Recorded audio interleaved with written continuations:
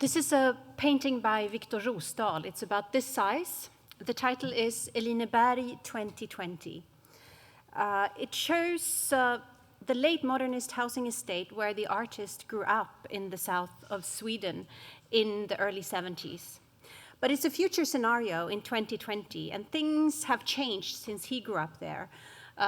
First and foremost, nature is intrusive. It's almost about to take over. There's even a waterfall coming out of one of the windows. It's painted on a piece of plaster that he found lying around outside his studio, and this is how he very often works. He uses material as support for his paintings that he finds around. So it's material that has a prehistory when it enters his own artwork. This was the centerpiece, or one of the centerpieces, of the project Tensta Museum Reports from New Sweden that took place as an exhibition at Tensta Konsthall between October of 2013 and May of 2014. It involved more than 50 artists, architects, researchers, local associations, musicians, and others over the course of 7 months. But it also had a prehistory. It was based on a number of informal seminars with about 15 people meeting every 2 or 3 months for roughly 2 years, talking about the history of the neighborhood of Tensta specifically, and about history writing, about historiography, and about cultural heritage. We had a sort of project philosopher as a Sputnik, a traveling companion, Boris Boden, who's from Zagreb but based in Berlin, who has written quite a lot about commemorialism, the way that we, since at least the 80s, have moved away from the notion of history to the notion of memory and the different expressions and repercussions that this has had. The exhibition took place in the exhibition space of Tensta Konsthall, which is located in a late modernist suburb of Stockholm, built between 1967 and 1972. And it changed over time. So the 7 months were divided into a fall department and a spring department. And it included plenty of contemporary work, but also some historical work, like this watercolor from the 1860s by Josabeth Sjöberg, who was a single woman living in the city center of Stockholm. She never married, and therefore she never had enough money to set up her own household. This meant that she had to move from one rental room to the other. So throughout 30 years, she lived in about 15 different rental rooms, and she documented each of them in these beautiful, very detailed, naive watercolors. They speak very much about the life of a member of the precariat at that time, and their neighborhood at that time was Södermalm in the city center, which is now the home to the creative class. And we borrowed 10 of her watercolors to show in Tensta Museum in Tensta from the City Museum of Stockholm, which is located in the city center, to make clear that a suburb is not necessarily severed from the city center, although Stockholm is considered one of the most segregated cities in Europe today, with a wealthy white inner city and a poor colored ring of suburbs in the outskirts. The project Tensta Museum also, as I mentioned, involved plenty of people who live and work in Tensta itself. One example is this bulletin board, which featured printouts from a website where the artist and illustrator and cartoonist Amin Amir is publishing his drawings commenting on the situation in Somalia. Often in funny ways. It's a website that is popular with people within Somalia, but also outside. And this was an example of how things can evolve, because this is what I'm going to provide you with during my 30 minutes, a sort of case study, how things can evolve at a place like Tensta Konsthall. About 3 weeks into my job, in 2011, a person came up to me with a handwritten note saying, look at this. If you ever do something with this person, it would be very interesting for me and my fellow countrymen from Somalia. Eventually, I looked it up, and it was this website. And I realized that this is perhaps not so interesting in terms of art, but it is extremely interesting if you want to think about the history and memory of a particular group, which happens to be a big group in the neighborhood of Tensta, which overall has 20,000 inhabitants. And through the website and the images and the comments of Amin Amir, we also were able to work with the local Somali Association about current representations of Somalia in general in the public sphere in Sweden through 3 afternoon events. It was also interesting for us to think about the future, not only the past. And one way of doing so was to link up with a very vibrant network of slam poets called revolution poetry, who appear in many different contexts and who, if you think about literature and poetry in Sweden today, definitely provide some of the more interesting experimental ways of thinking about verbal articulation using concrete experiences from the suburbs of Stockholm.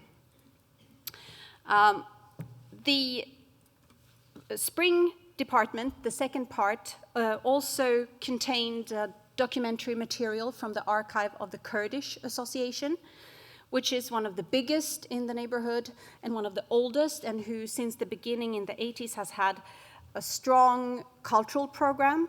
So one of our team members, Asrin Haidari, together with some of the members of the association, selected material that was shown on the violet bulletin boards that you can see here, plus in a couple of vitrines. And again, this was a great occasion to co-organize a number of events to do with Kurdish film and poetry specifically. This is Tensta from above. It takes about 20 minutes on the subway from the city center. And 90% of the population today has a translocal background, many with a background in the Middle East. It is a neighborhood that used to be farmland, and in the middle of the late modernist housing estate is this church, Spånga kyrka, which happens to be the oldest stone building in the region of Stockholm, with parts from the early 12th century. When Tensta was built in the late 60s, this is what it primarily looked like. Old farms, most of them were torn down. A few buildings have been kept, so you have them scattered around the neighborhood. There is an interesting and radical separation of traffic going on. So you can walk from one end of the neighborhood to the other without crossing a street, meaning that, as you can see here, many of the roads are sort of sunken with bridges that pedestrians can cross. At the heart of the neighborhood, there is a shopping mall, and that is somehow a social hub. When we did Tensta Museum reports from New Sweden, we thought a lot about what an institution is and can be. And because we wanted to address notions of history and memory, we decided to play museum, to pretend that we're a museum for a certain amount of time. And if that was the case, we also thought that a museum should actually have branches. So we approached the City Museum and the Museum of Medieval Stockholm in the city center, asking if we could open branches in their premises, which they agreed to do. So here you can see the branch at the City Museum with a commissioned work by the artist Katarina Lundgren, looking at certain heaps or mounds made of rubble that feature in many parts of Stockholm and which literally contain the history of the city because the material comes from torn down buildings in different parts of town. As we were working with Tensta Museum, the local library contacted us saying, we're going to be renovated very soon. Can we open a branch over at the Konsthall? And we said, yes, with pleasure. It was fantastic to have the local library come over, focusing on children's literature and literature with local connections of different kinds. Another case where the project itself brought out initiatives from elsewhere was the National Housing Policy Forum. Housing is a big issue in Sweden in general right now, and particularly in Stockholm, where housing is short and extremely expensive, partly due to selling out of public housing since the 90s. And finally, a number of associations and networks have gathered together, and this was their first joint event, and they decided to approach Tensta Konsthall to ask if it could happen there, which felt actually perfect in the context of Tensta Museum. The end of the exhibition did not mean the end of the project. We, the team, which consists of 6 people, felt that so much interesting material, so many valuable connections had been established through the project that we couldn't just stop Tensta Museum. Instead, we decided to just have it live on. So the second stage in the summer of 2014 was to establish a classroom in one part of the Konsthall, and that's what you can see on this image. A classroom with space for 30 people, but also wall space for artworks dealing with late modernist housing, because that was a red thread throughout Tensta Museum, to pick up on this genre that we know very well since the 90s, with artists somehow addressing, whether embracing or criticizing late modernist housing. And the reason to put up a classroom was very simple. We were contacted by the local Swedish classes that are set up for newly arrived migrants, telling us they thought that it was so sad that for a number of years the Konsthall had been closed in the summer, which is a tradition also in the city center, that many institutions close over the summer, because these Swedish classes, they needed space also in the summer, places to go when they keep on teaching throughout the summer. This made the Konsthall actually consider staying open in the summer of 2014. And once we had done that, they said, well, if you're open, can we not then have our classes in the Konsthall? So then we had to set up a classroom. So that's the classroom. And it happened next to a solo exhibition with Irene Anastas and René Gabri, The Paths to the Commons Are Infinite, which, by the way, was a collaboration with the showroom, and I will come back to that, what it means to be interconnected locally, regionally, nationally, and internationally. So this is Tensta Konsthall. It's a private foundation that was set up in 1998 by an artist who lived and worked locally at the time, and some of his friends. They wanted to have a more continuous program for contemporary art in the neighborhood. That coincided with Stockholm having a regeneration scheme for some of the suburbs. And the location is former storage underneath the shopping mall that I just showed you, about 500 square meters. We have opened a cafe.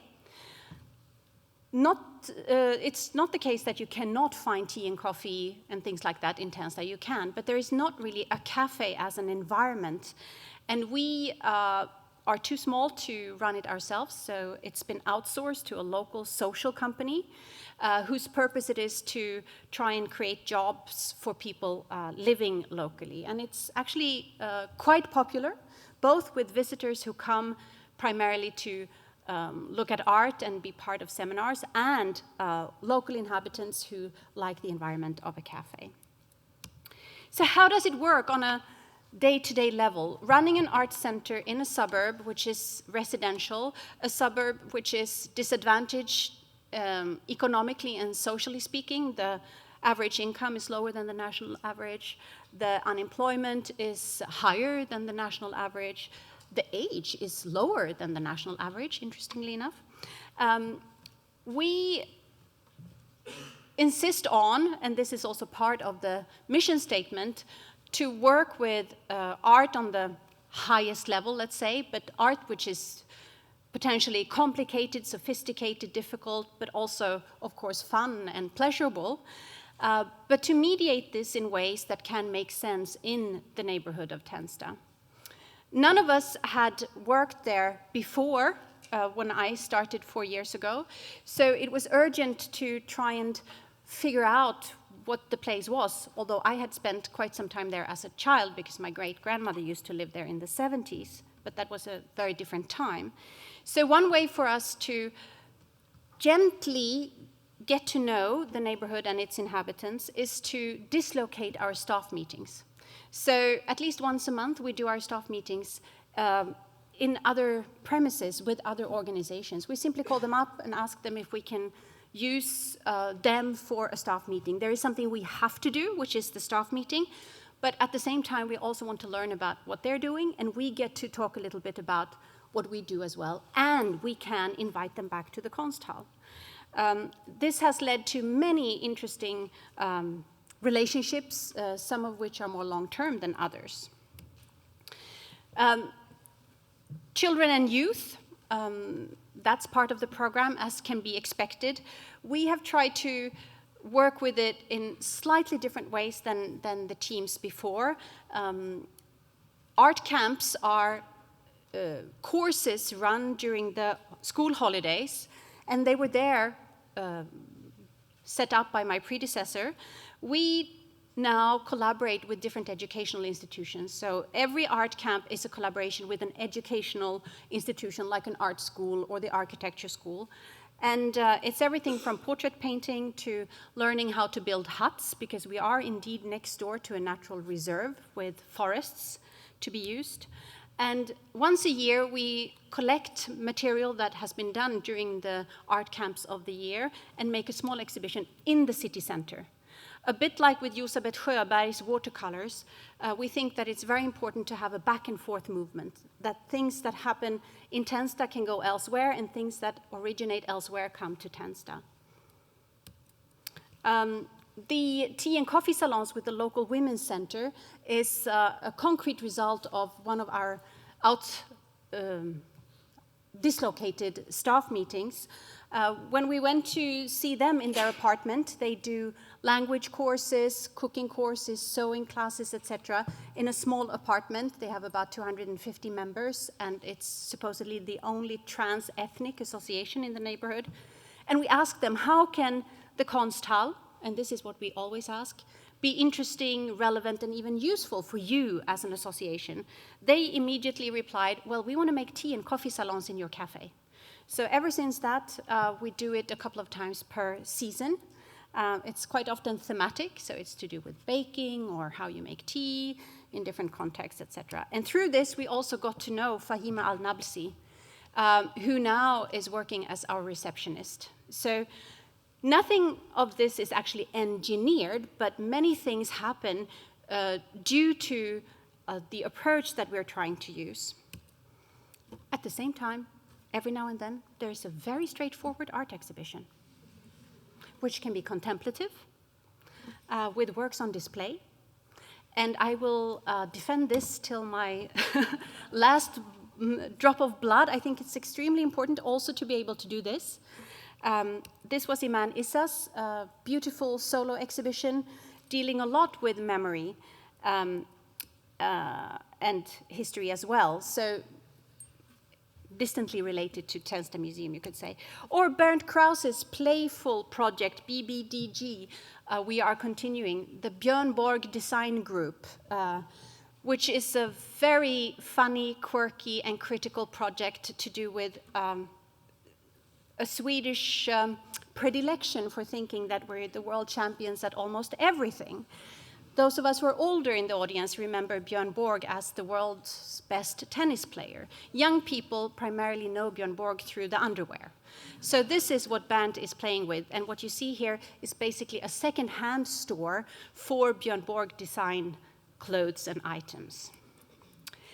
A big commission, which was a one-day performance together with Stockholm Konst, which is the city of Stockholm's organization for the 1% rule or art in public space, was done with Dominique Gonzalez Förster and Ari Benjamin Myers, called T451, which is an interpretation, you could say, of Ray Bradbury's novel, Fahrenheit 451, but even more so, a work made in relation to Truffaut's film with the same title.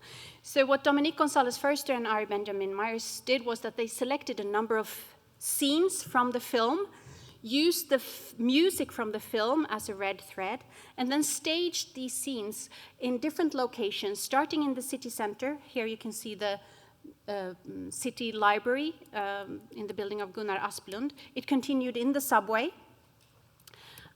in the neighborhood of Tensta, where we had to collaborate with many different people in order to make it happen. The fire brigade, if you remember the story in the novel and the film, is there not to put out fires, but to burn books, because books are banned in this future scenario.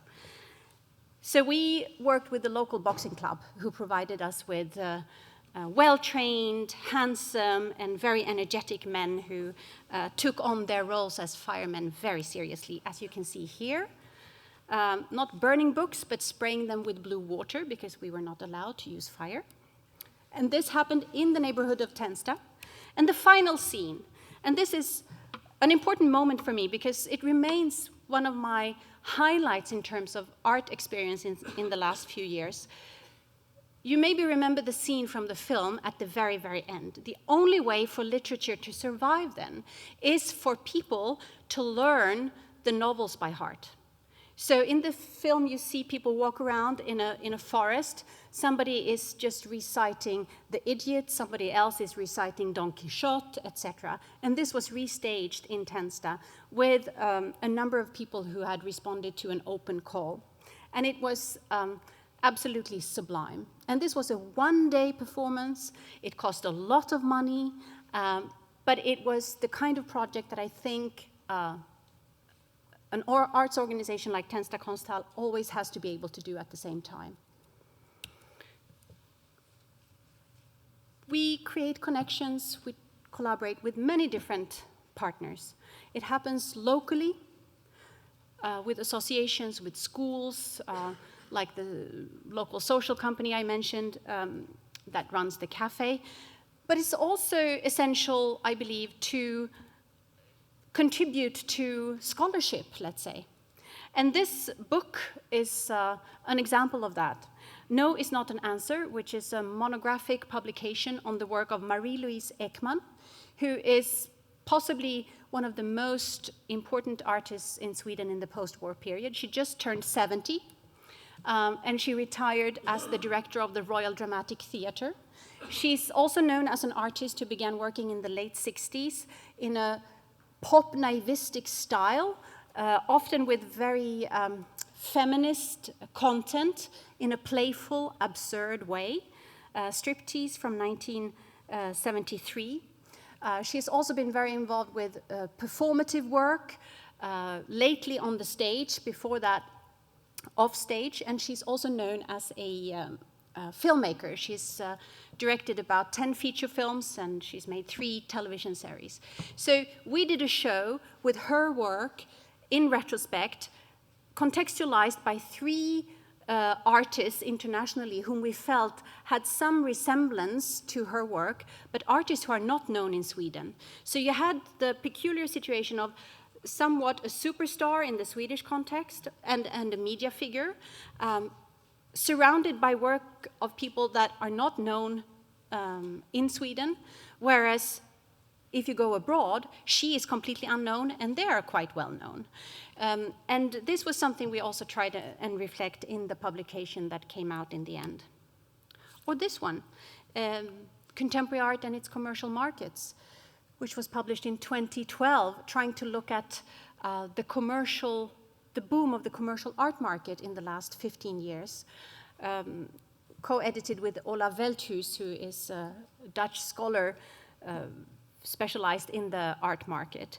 And we wanted here to somehow contribute to the discussion about what it means for not only the gallery system and so on, and the mainstream museums, that the art market is booming, but also that we as a small private foundation, depending on public funding, is very much affected by the same developments. We are in no way protected from these things. And it was done in the framework of a group exhibition looking at abstraction and contemporary art, where social abstraction, formal abstraction, and economic abstraction were addressed. Partly inspired by Size Matters, this report, Inga undantag, no exceptions, was commissioned last year by a newly set up network of small and medium-sized arts organizations in Sweden called Klister, which means glue in Swedish. There are about 20 of us. We pooled money, got a little bit of money from the Swedish traveling exhibitions, and commissioned Mikael Lövgren to write a report on what we do, how we work, and the values we create. In addition to some of the conclusions that Sarah Thelwell made in the Size Matters report, he underlines how many of these small and medium-sized arts organizations across the country actually function as runways. They are places where things land and where things take off. He argues that the organizations are in fact unique in terms of their interconnectedness, that he can hardly think of any other entity in contemporary society that is so multi-connected as these organizations. There is a small network, which is part of Klister in Stockholm, called the sibling Konsthalles, or the sibling art centers, because we're all located in the suburbs. And we decided about a year ago, together with an organization that has been around since 1947 called the Promotion of Art, which is basically about art for the people, and this has been interpreted in many different ways since it was set up. And we agreed on trying to start a preparatory art course targeting primarily young people from the suburbs, people who are not necessarily inclined to discovering arts and culture as a potential profession. It's called the Stockholm School. It meets twice a month, and once a month it's always in one of the Konsthalles, one of the sibling art centers, and once a month it's in the offices of this other organization, the Promotion of Art. And we're now in our second round of people, and it's a slow process, but it seems to be working quite well.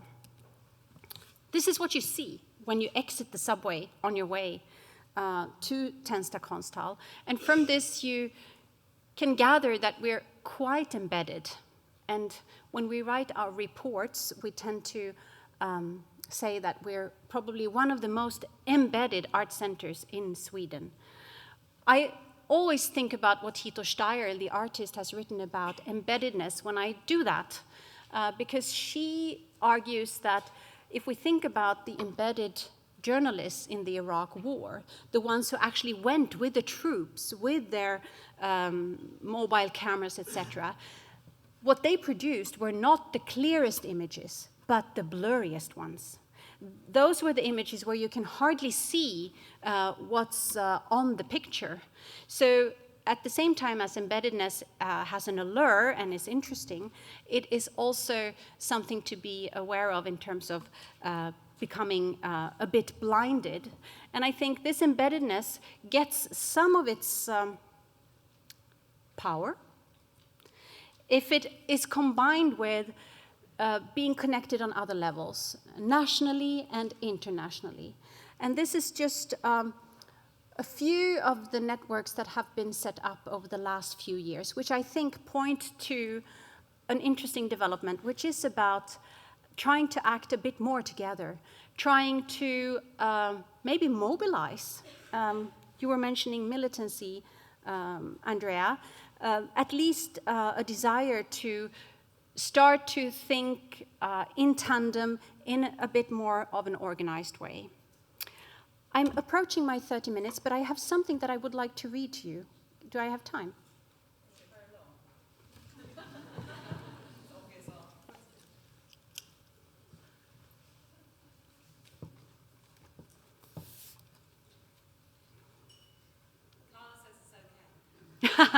And I know Carla rules, so I trust this. This is in relation to what was said before about deferred value, which I think is an extremely useful concept. And at the same time, as we can see how these organizations, the small-scale visual arts organizations and the mainstream institutions are connected through this capitalizing that Sarah describes so well in the report. At the same time, there is a problematic pattern emerging having to do with a division that these developments create. Namely, there is a forking of paths with at least two major streams: the majors and the minors, the mainstream and the tributaries, or the muscles and the brains. Gilles Deleuze and Félix Guattari developed the notion of becoming minor as a critique of the notions of majority and minority in ordinary language and their attachment to the idea of claiming identities. Having Kafka in mind, who neither felt comfortable with the Prague Jews or with the dominant Austro-Hungarian power structure, the philosophers claim becoming minor as an ethical choice which is not connected to the numerical size of a group, but to a relational difference between the majors and the minors. And on the schoolyard of contemporary art, this can be translated as the brains and the muscles. Those who have and use physical strength and resources and are therefore, with their basic approach, able to reach out to wider circles, dominate them, and decide the overall rules of the game, and the ones who actually invent the new games and find the settings for them, but who do not have the power to become widely influential. What does this forking of paths mean for art institutions which understand themselves as art and artist-centric, who want to rely on producing public good for the citizens or simply want to be a common?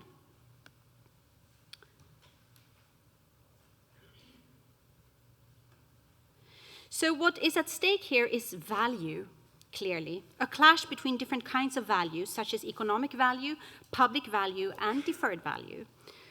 We're not likely to be able to evade the culture of assessments, I think, but we can try and change the amount of evaluations and the terms according to which we as art institutions are being valued. Therefore, values as such come to the foreground, and especially the kinds of values which can account for and be sensitive to art and its specificity. The concept of public value can, for example, be useful as an alternative based on quality to the kinds of quantifiable values on which a lot of public management now rely. The notion of public value was developed by the political scientist Mark H. Moore in the early 90s as an equivalent to the corporate sphere's shareholders' value model, but repurposed for the public sector. In other words, something which contributes to the common good in ways which cannot necessarily be measured in monetary terms. And here I'd like to throw in a neologism coined by Sven-Erik Lidman, who is a Swedish academic, not for something that we want to embrace, but which might help us describe what's going on in these processes. The historian of ideas, Sven-Erik Lidman, has identified a dangerous phenomenon at play here, namely pseudo-quantities, the flourishing of which within new public management he firmly warns against. According to Lidman, a pseudo-quantity is a quality that can be more accurately described verbally than it can be in material or concrete terms, either through description or more expressively. Pseudo-quantities come in two different forms, simple and composite, which are equally deceptive. Simple pseudo-quantities are, for instance, stars following a review of a film. Composite pseudo-quantities are slightly more complex, such as university rankings, where a number of criteria, such as amount of articles written, quantity of citations attributed, and Nobel Prizes won, filter into a grading system whose precision is just illusionary. So the conflict here is between quantification and well-grounded judgments about complicated and complex areas such as education and healthcare and art, as the former has subsumed the latter. Language is simply replaced by numbers. This is contrary to what Mikael Löfgren states in the report, No Exceptions, that I mentioned, which is to develop languages with which we can articulate and make public use of the specific and unique value of art and its institutions.